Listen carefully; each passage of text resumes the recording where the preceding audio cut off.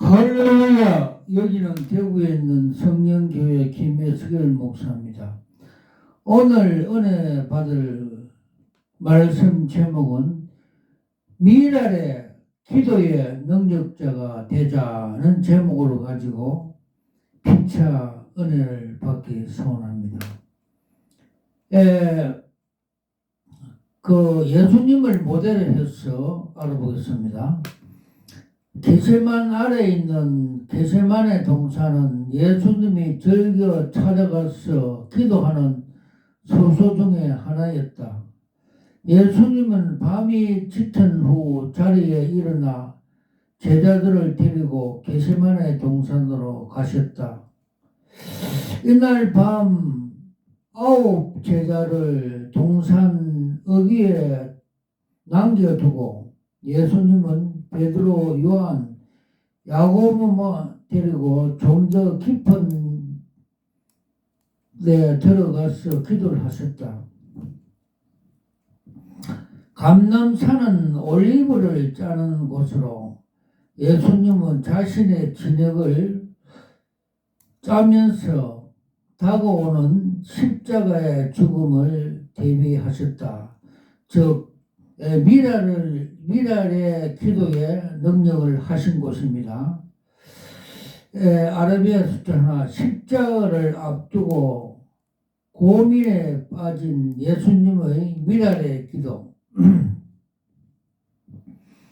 예수님은 세 수제자들이 더 깊이 들어가 기도하였다.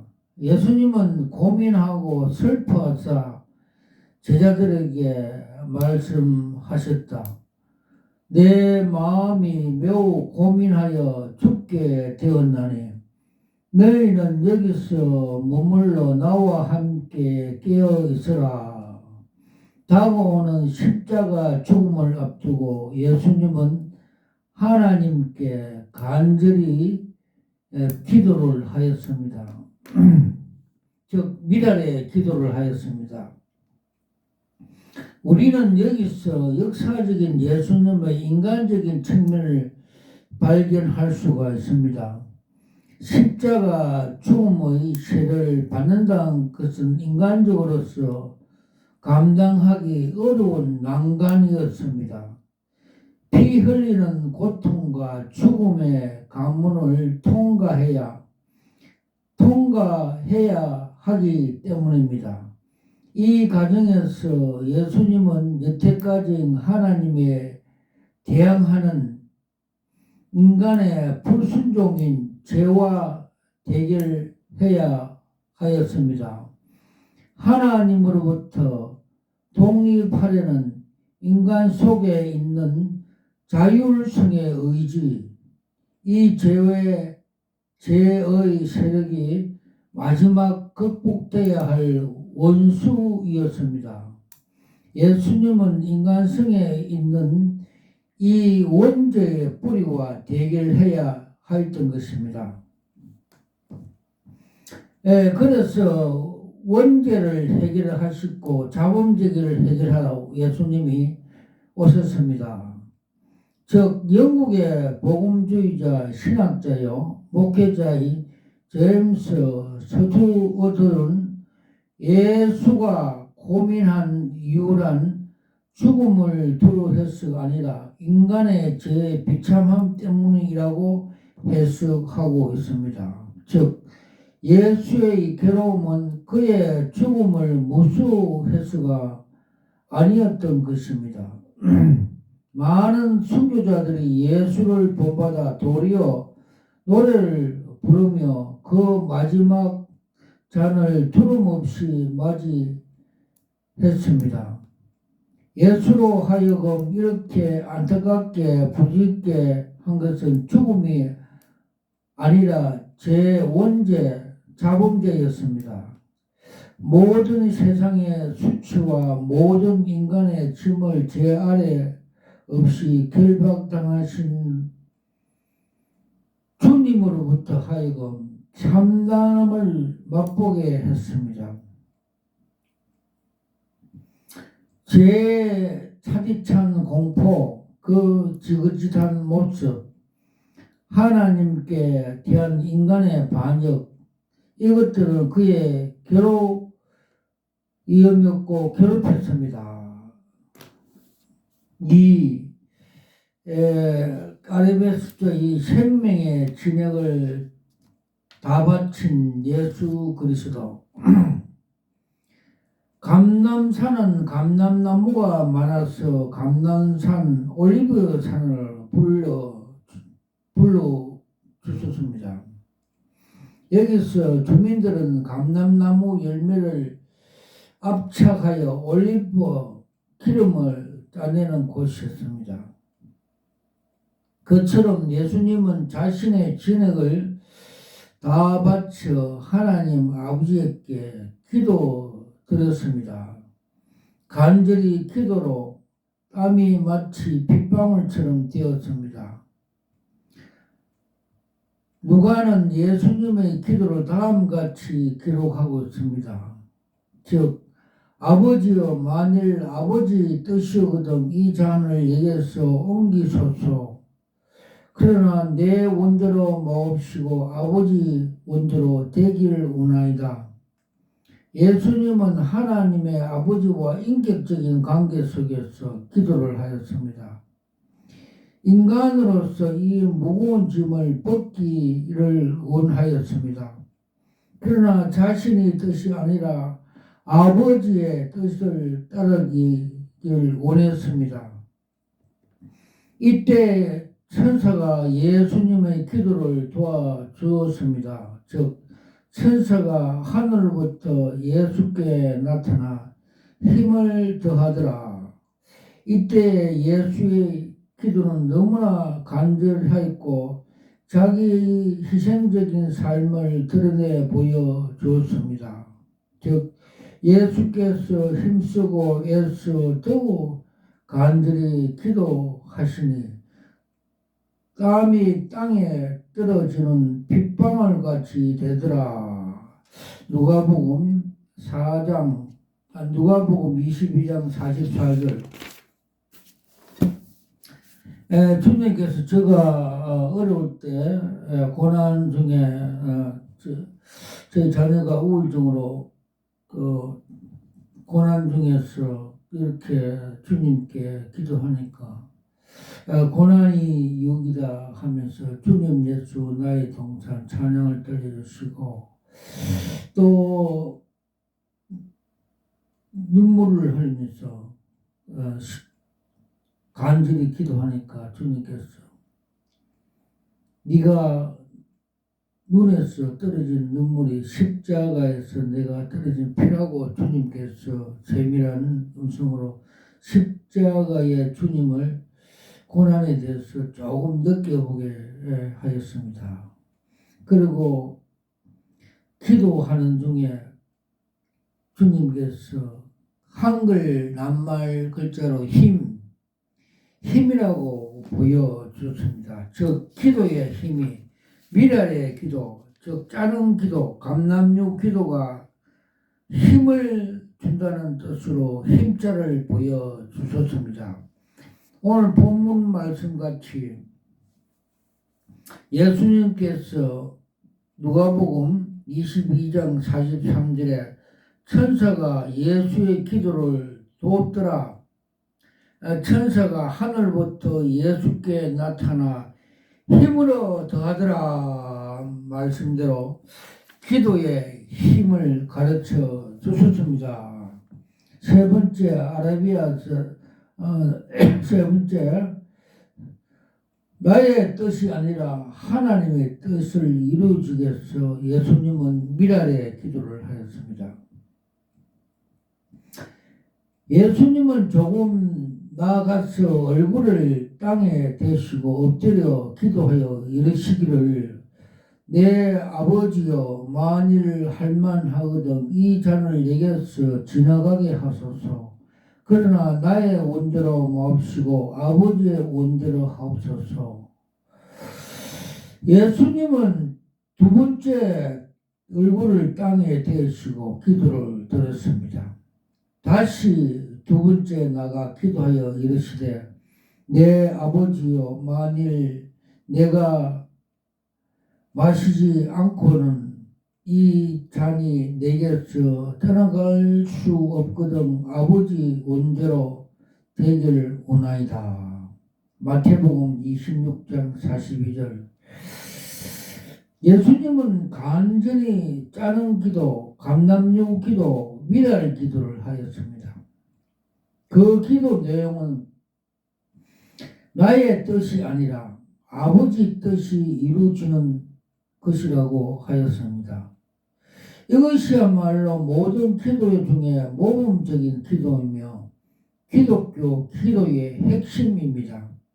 기도는 하나님의 마음을 움직이는 것이 아니라 자신의 마음을 바꾸는 것입니다. 예수님은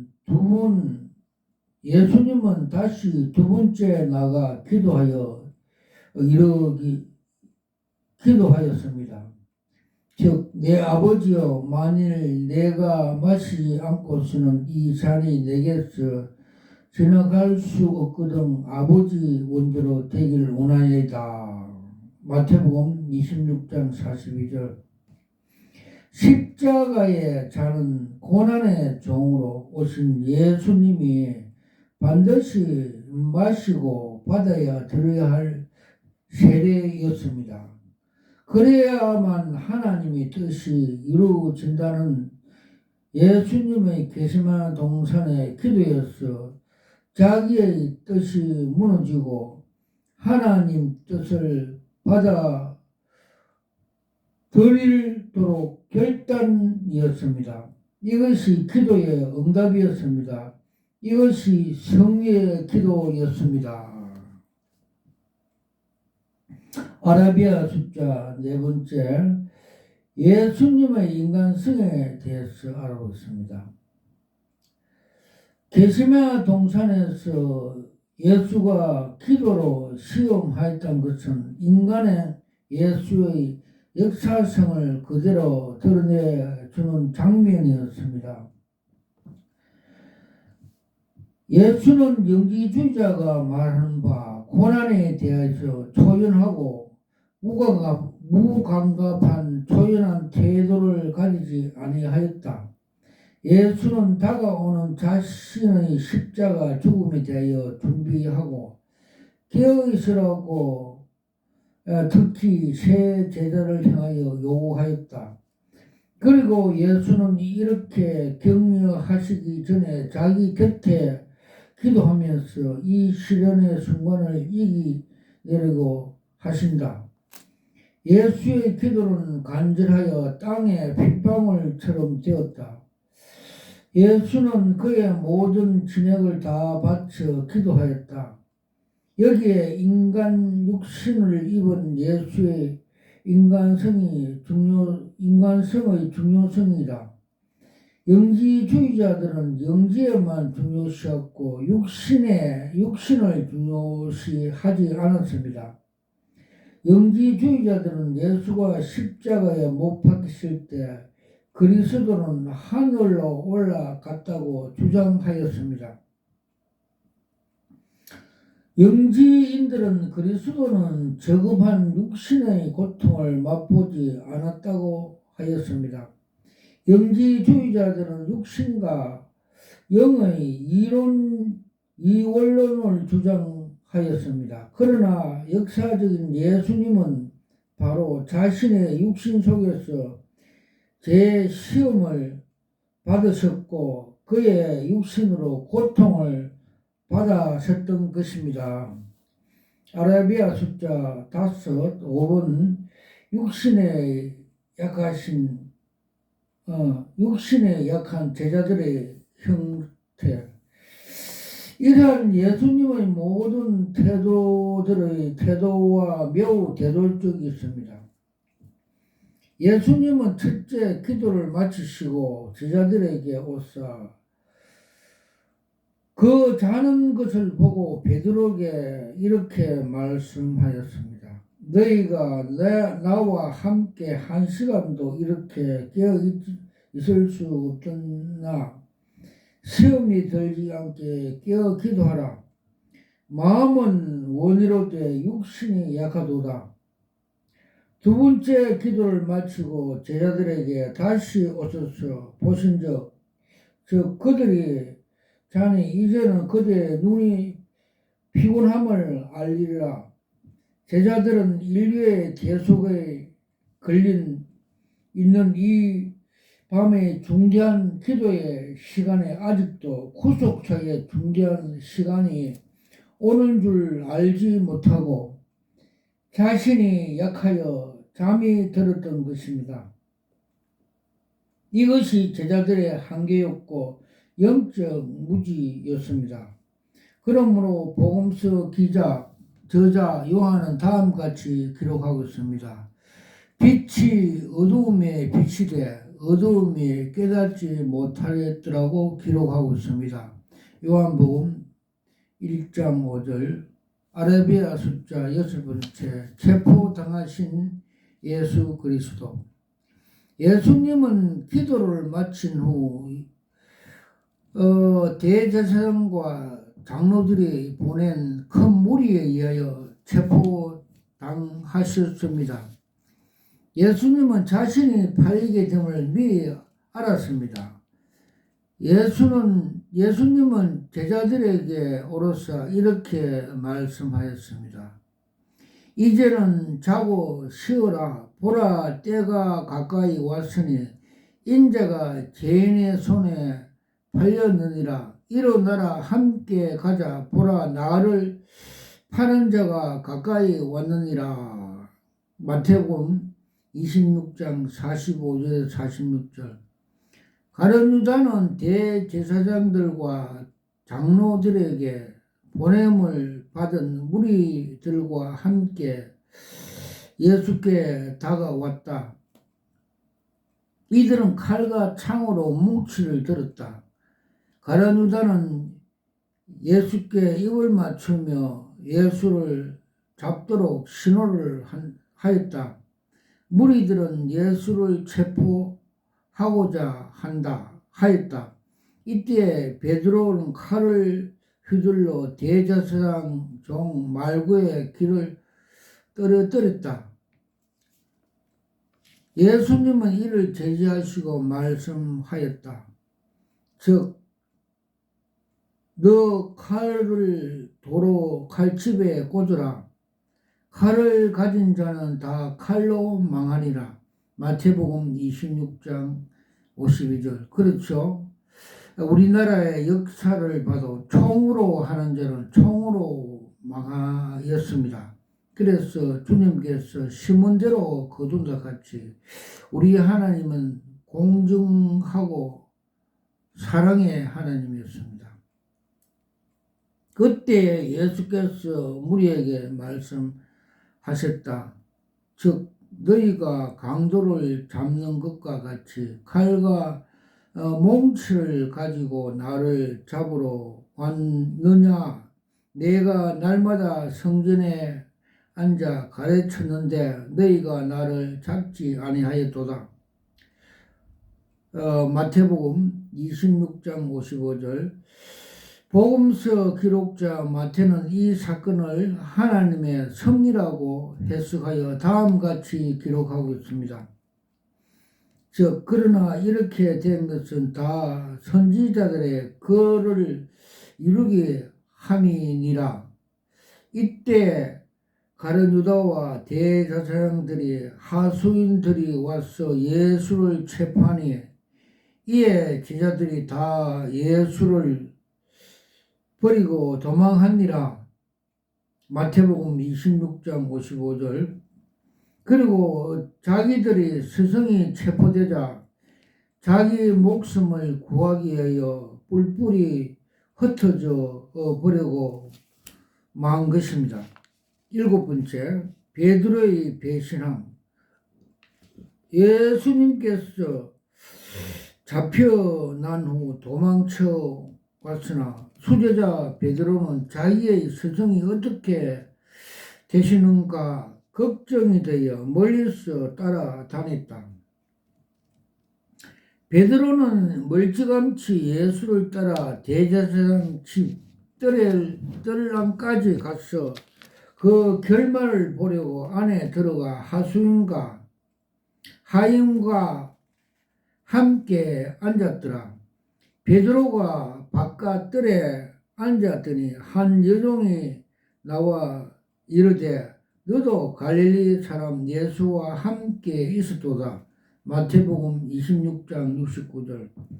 이에 대하여 베드로가 모든 사람 앞에서 부인하였다. 너는 너가 무슨 말을 하는지 알지 못하겠노라. 베드로가 앞문까지 나아가니 다른 여종이 그를 보고 거기에 앉은 사람들에게 말을 하였다. 이 사람이 나사로 예수와 함께 있었도다. 베드로가 맹세하기를 또 부인하였다. 나는 그 사람을 알지 못하노라. 조금 후에 곁에 있던 사람이 나와서 베드로에게 말을 하였다. 너도 진실로 그 도당이니라. 너 말소리가 너를 표명한다고 하였다. 마태복음 26장 73절. 이에 베드로가 저주하며 맹세하였다. 나는 그 사람을 알지 못하노라. 마태복음 26장 74절. 베드로는 이 사실을 다음같이 기록하고 있다. 마태는 다음같이 이 사실을 기록하고 있다. 곧 닭이 울더라. 이에 베드로가 예수님의 말씀에 닭 울기 전에 너가 3번이나 나를 부인하리라는 하심이 생각나서 밖에 나가서 심히 통곡하니라. 마태복음 26장 74절에 75절 기록하고 있습니다. 즉 우리의 그 인간성을 가르쳐 주는 것 같습니다. 여기에 마음이 간절하나 육신이 약하여 베드로의 믿음이 한계를 보여주고 있습니다. 그에게는 예수님에 대한 신앙 고백이 있었고 예수님에 대한 충성심도 많았습니다. 그럼에도 불구하고 막상 그의 스승이 잡혀가니까 본능적으로 자기는 살겠다는 자기 본능, 자기 보존, 자기 본능이 발동한 것입니다. 베드로는 부활한 신 예수님을 만난 후 다시 복음의 기회를 받았습니다. 즉 너가 나를 사랑하느냐? 나는 주님의 다짐하는 질문을 받고 즉 내가 주를 사랑하는 줄로 주께서 아시나이다 라고 질문에 대답 신앙 고백을 하였습니다. 8번째, 나약과 실패의 속에서 이루어지는 하나님의 섭리 뜻에서 알아보겠습니다. 겟세마네에서 진액을 만들어 미라를 기도를 하신 후 예수님은 체포당하였고 그의 제자들은 모두 흩어져 도망쳤습니다. 외면적으로는 동산에서 간절한 미랄의 기도 응답은 무산된 것 같이 보였습니다. 예수님은 실패한 것 같이 보였습니다. 그러나 예수님은 체포는 십자가로 가는 하나님의 뜻을 이룬 것 같이 이루는 뜻이 되었습니다. 제자들의 흩어짐, 특히 베드로의 경우 3번이나 예수님을 부인은 나중에 실패를 딛고 일어나 예수님의 증인이 되고 순교적인 전도자가 되는 데 기하였습니다. 하나님은 항상 세상적인 성공을 통해서 일을 하지 아니합니다.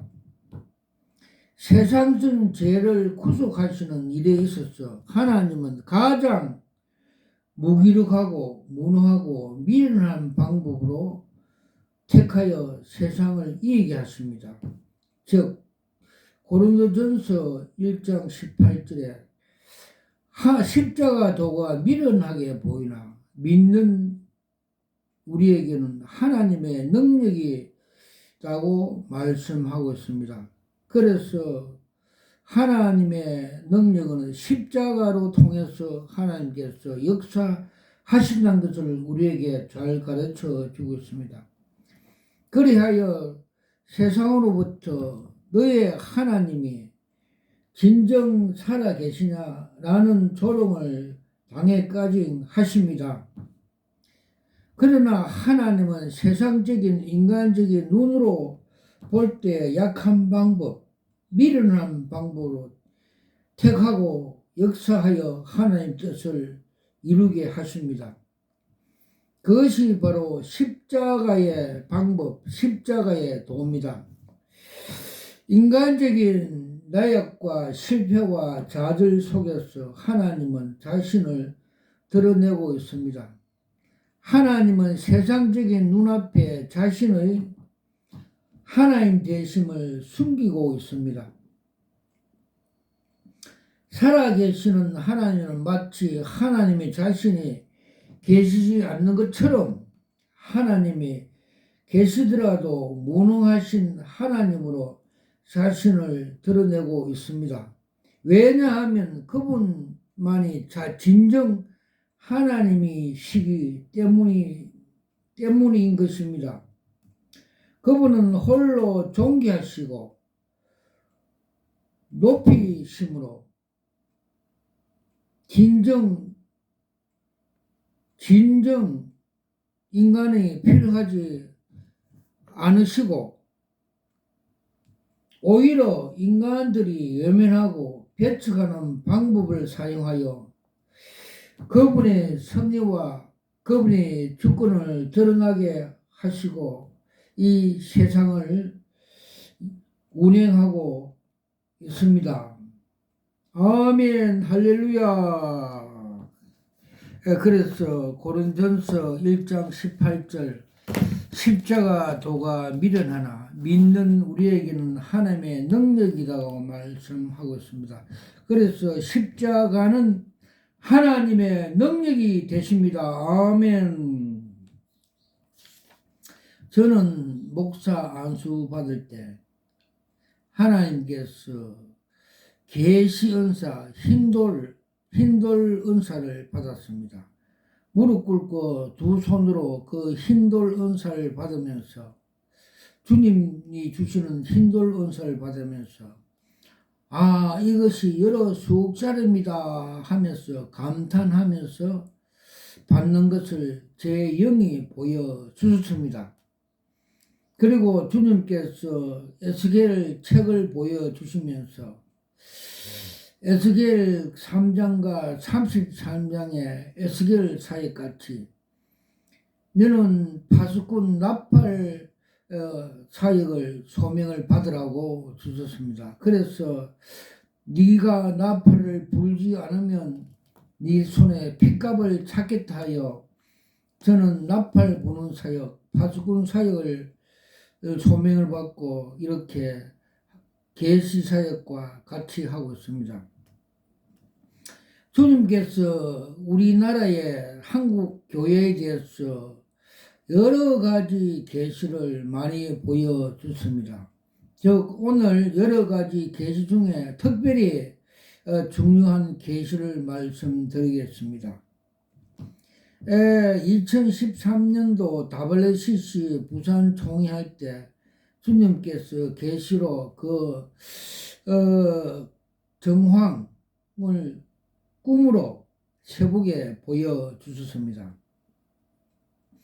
큰 운동장에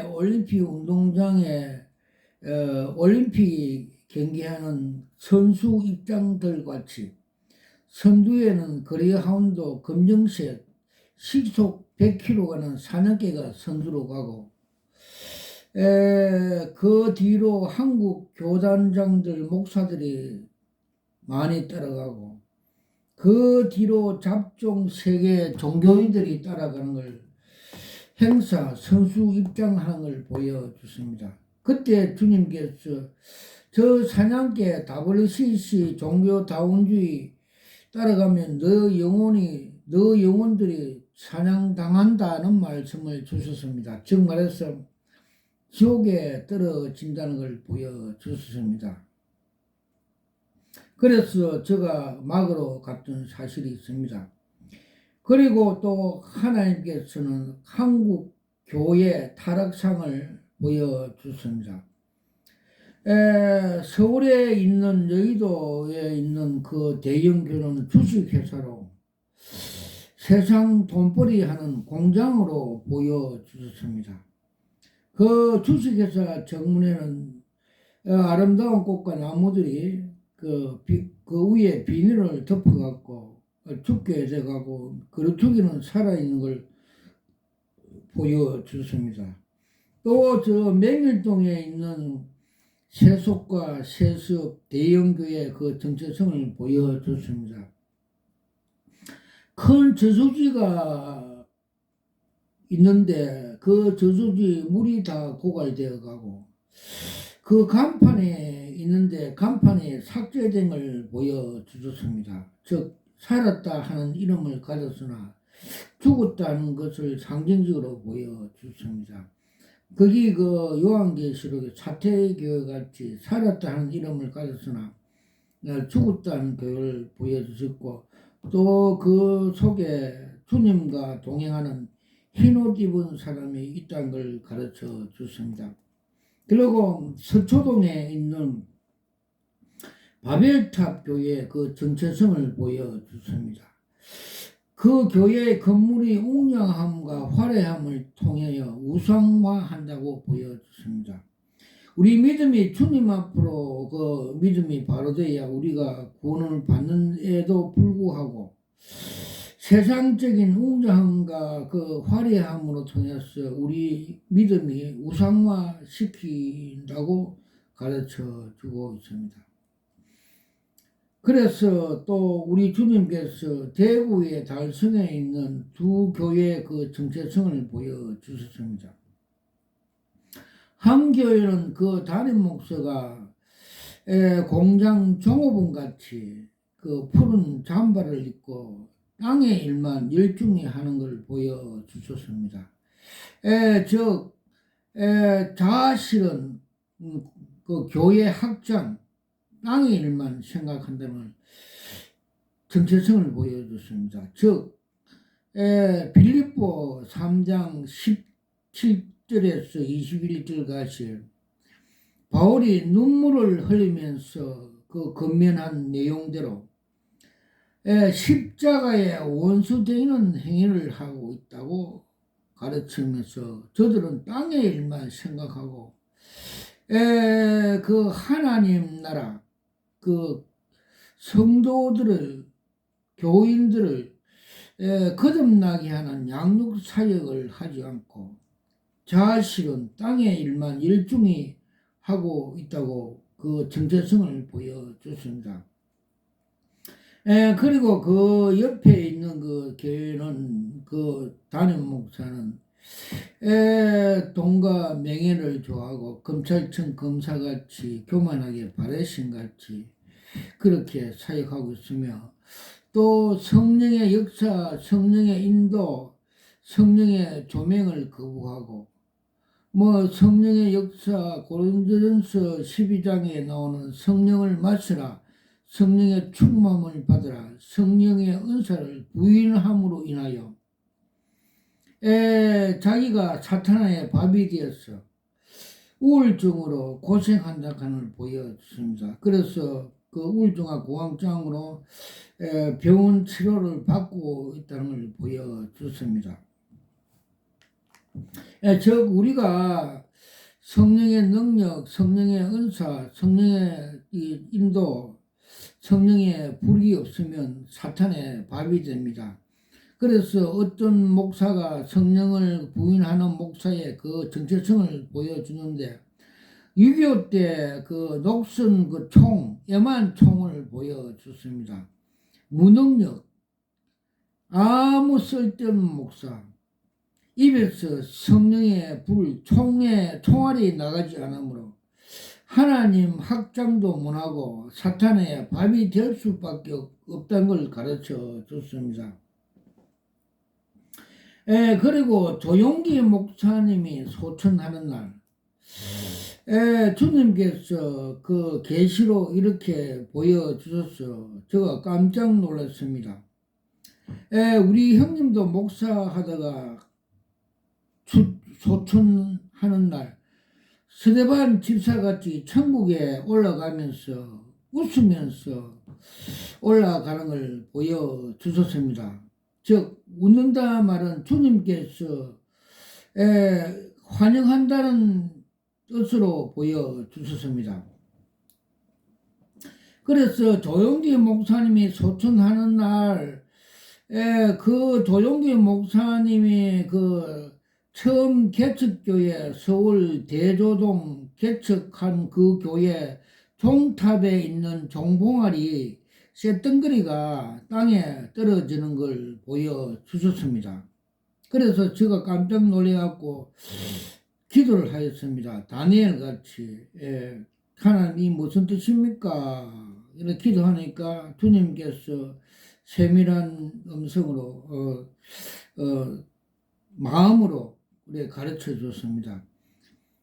그는 팍스 로마같이 세계적인 목사, 세계적인 부흥강사, 세계 80만 교회 담당을 하였지만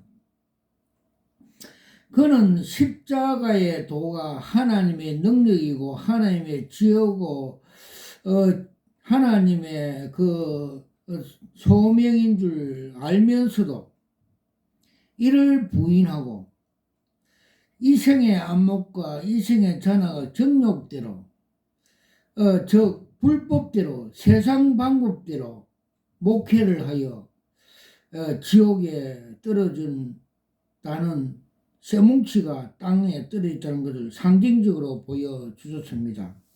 즉 마태복음 7장 21절에서 23절 말씀까지 주여 주여 하는 자마다 다 천국에 들어가는 것이 아니라 하나님 아버지의 말씀대로 뜻대로 행하는 자야 들어갈 수 있다고 주님께서 증언하고 있습니다.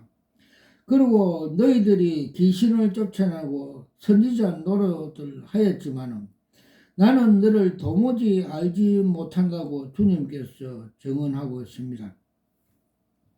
그러므로 우리가 세상 방법, 세상의 안목과 정욕과 이생의 자락으로 목회하면 지옥에 떨어진다는 것입니다. 그래서 주님께서 나를 따라오는 자는 자기를 부인하고 자기 십자가를 지고 좁은 문 좁은 길로서 나를 따라오라고 말씀해 주고 있습니다. 그래서 우리 주의 종들이 보면 우리 주님께서 십자가를 한두 개씩 다 주는 것을 느끼게 됩니다. 그래서 십자가가 은혜고 십자가 하나님의 능력인 줄 믿습니다. 십자가 없는 것은 우리가 좀 불안해 느껴야 합니다. 이생의 안목, 이생의 자랑으로 가면 주님께서 거기 잘 우리에게 가르쳐 주었습니다. 마태복음 4장 주님이 사탄의 시험을 할 때 세 번째 시험같이 사탄이 예수님께 너가 내게 절을 하면 이 세상의 안목과 정욕과 부귀, 영화, 인기, 돈 모든 것을 주겠다고 시험하였습니다. 그러나 주님은 사탄아 물러가라 하면서 그 시험에 승리하였습니다. 우리도 마찬가지입니다. 이렇게 사탄의 미혹에 넘어가면 우리가 사탄의 하수인, 사탄의 노예되어서 지옥에 끌려가게 됩니다. 그래서 요한 1서 2장 15절과 7절에 보면 이생의 안목과 이생의 자랑, 세상을 사랑하지 마라. 그것은 세상으로부터 온 것이라고 가르쳐 주었습니다. 그것들은 영원하지 않다고 가르쳐 줬습니다. 즉, 마귀로부터 온 것이라고 가르쳐 주셨습니다.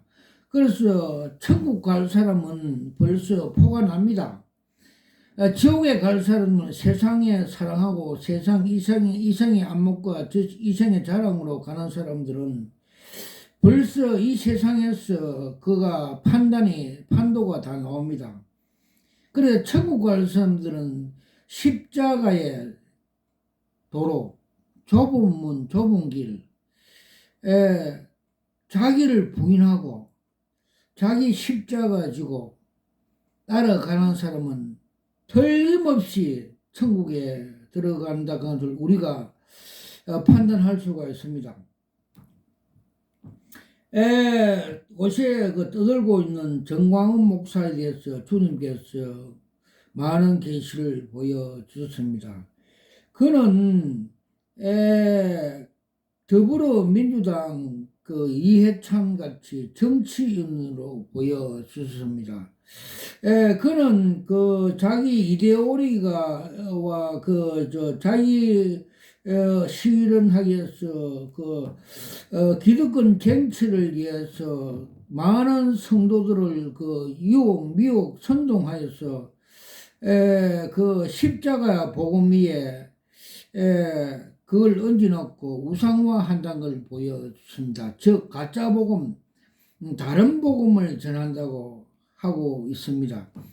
그래서 우리가 성도들이 초종자들이 절벽 끝에서 많이 모이는 걸 보여줬습니다. 즉 가짜 복음, 다른 복음을 먹이면 저들이 지옥에 떨어질 것이라고 상징적으로 보여줬습니다. 그래서 주님께서 소경을 인도하면 둘 다 지옥에 빠진다는 것을 상징적으로 보여주셨습니다.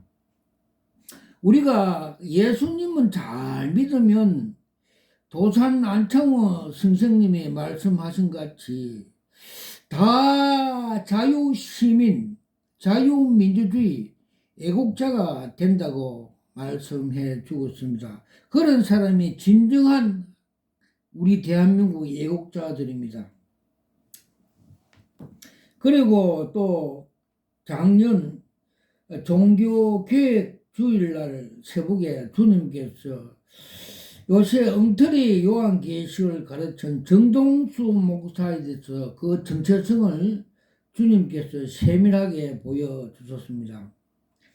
그 계시가 어떤가 하면 한강물같이 맑은 생명수가 넘쳐 흐름에도 불구하고 그는 그것을 부인하여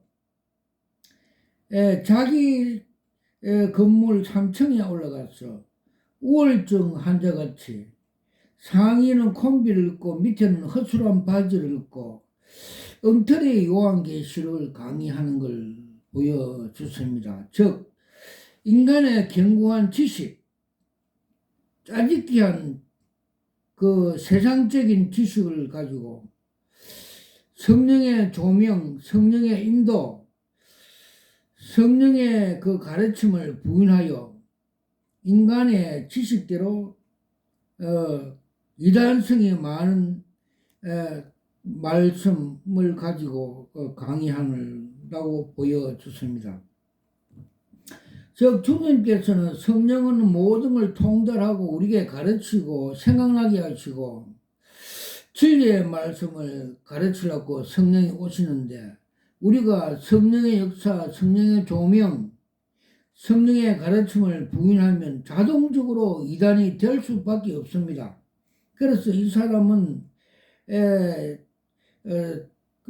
성령의 역사, 방언, 어떻고 자기 마음대로 무시하고 성령의 역사를 해방하고 거부하는데, 그래, 이 사람은 자동적으로 이단이 될 수밖에 없습니다. 그리고 대구에 있는 어디 신천지 교육을 받고 강의하는 목사에 대해서 정체성을 보여주셨습니다. 그는 강의할 때 제사장복을 입고 앞에 12보석을 입고 한창 신천지 강의하다가 되돌아서서 엉덩이를 까고 바지를 벗으면서 희롱하는 것, 즉 가짜 유치한 것, 그 거짓 선지자라고 주님께서 신천지 교리가 그렇다는 것을 영분별하여 보여주셨습니다. 그리고 그 대구에 있는 그 모군의 회장은 그 정체성을 보여주셨는데, 그는 사람이 그 공직에 있을 때 인사계 그 표리부동하고 이중인격 그 짜란 그 인사계 계장같이 그런 성격이라고 보여주셨고, 그는 총알이 나가지 않는 옛 6.25 때 쓰는 그 애만총, 녹슬은 총으로 그 정체성을 보여주셨고, 그 밑에 있는 그 회계도 그런 총이라고 주님께서 보여주셨습니다. 그리고 대구에 있는 기도원들이 예수 무당이 많다고 보여줬습니다. 그들은 저 다방 아가씨 같이 돈을 잘 버리는 예수 무당하는 그런 기도원이 많다고 보여주셨고, 또 어느 신학교 하는 그 목사는 전도사와 같이 살면서 신학교를 하여 그 정체성을 보여주십니다. 저 고개를 숙이고 있는데 숙제가 많다고 주님께서 들려주십니다. 즉 회개를 많이 해야 된다고 보여주셨습니다.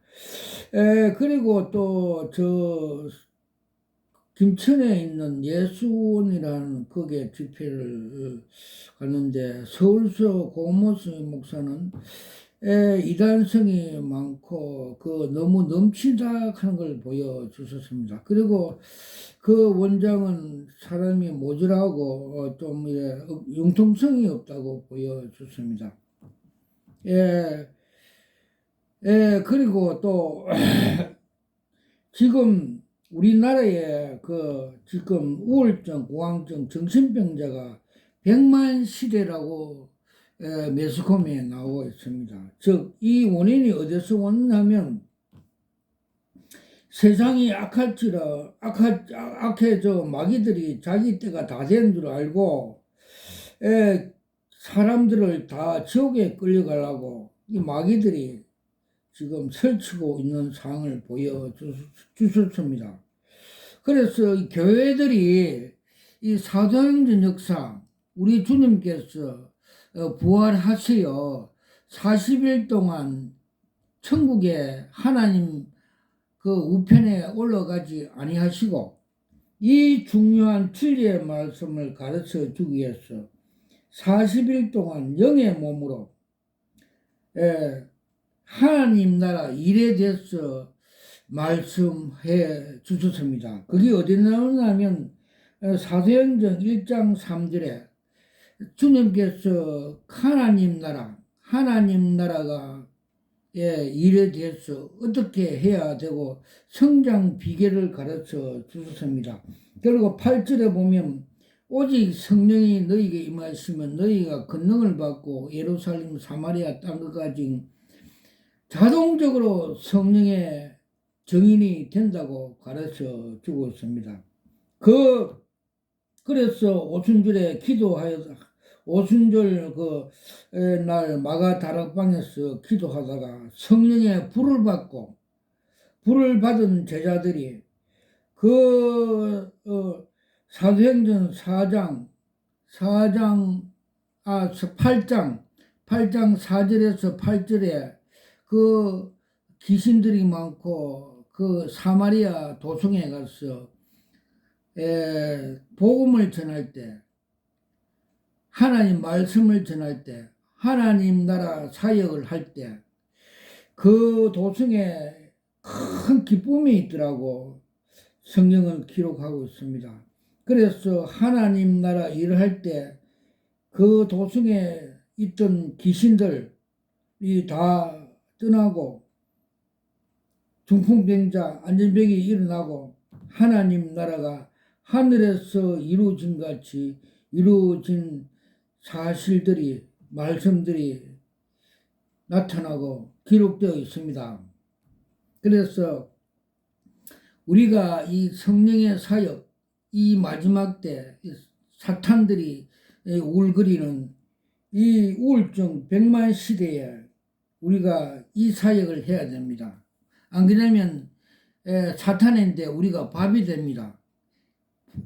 그래서 주님께서 무능한 그 주의 종들을 이러한 그 계시를 보여주는데 6.25 때 그 썩은 그 애만총이 실탄이 나가지 불이 나가지 않는 걸 보여주셨고, 또 우리가 예수를 믿어 성령의 통로가 되었지만은 통로가 약한 철로 되는데 다시 한번 불 용광로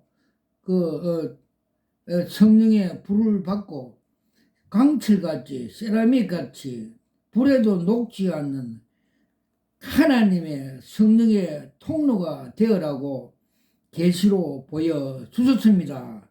이때 지금 우리가 하나님의 강한 성령의 통로가 되어 하나님 나라가 하늘에서 이루어진 같이 땅에 이루도록 우리가 복음을 전해야 할 때인 걸 주님께서 가르쳐 주셨습니다. 모든 영광을 하나님께 올려드립니다. 오늘은 여기까지 하겠습니다.